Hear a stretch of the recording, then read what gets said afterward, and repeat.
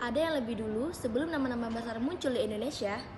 Ada kerajaan kecil di timur Aceh yang menjadi jalan masuknya Islam pertama di Nusantara. Namanya Kesultanan Perlak.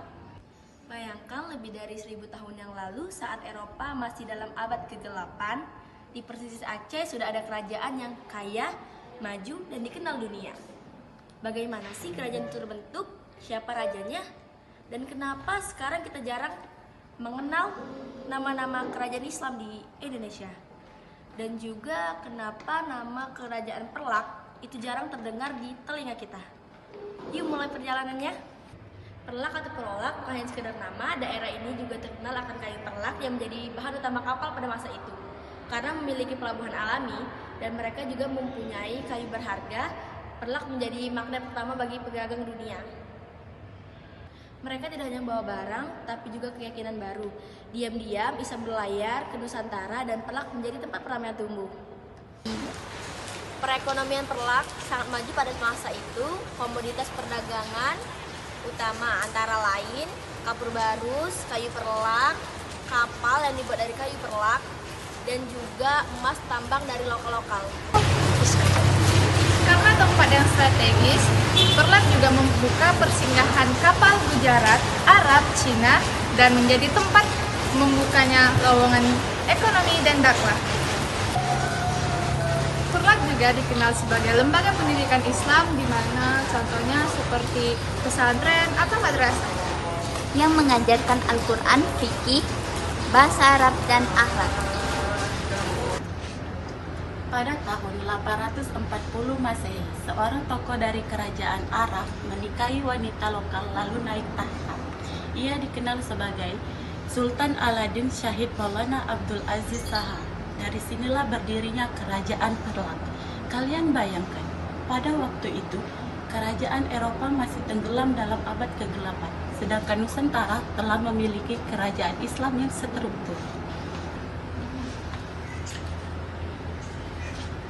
Tapi perjalanan tidak selalu mulus. Pada saat itu, kerajaan Perlak sempat terpecah menjadi dua. Perlak Timur disebut sebagai Sunni, sedangkan Perlak Barat disebut sebagai Syiah. Kesalahpahaman dapat membuat ketegangan dan perang saudara, dan pada akhirnya mereka bersatu dan bersama demi kerajaannya dari ancaman luar.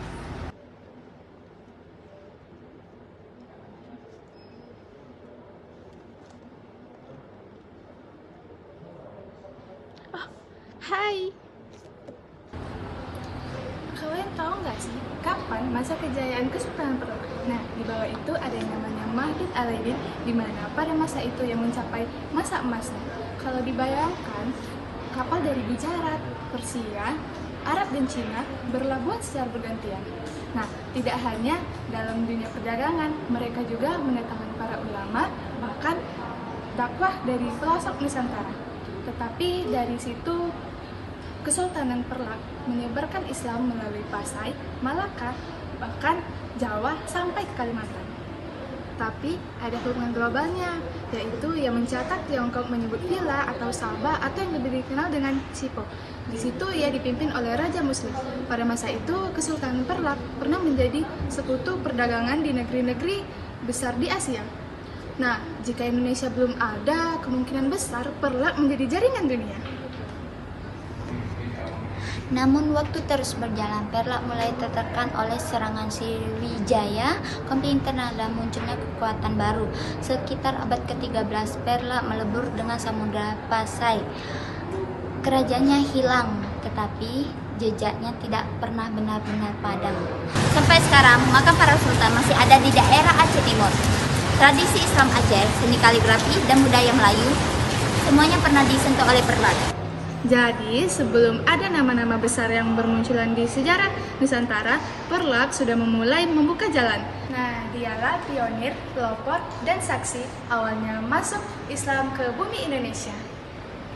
Kalau bukan karena Perlak, mungkin sejarah kita akan berbeda. Terima kasih telah menyaksikan. Semoga materi yang kami sampaikan menambah wawasan untuk kalian semua. Kami akhiri.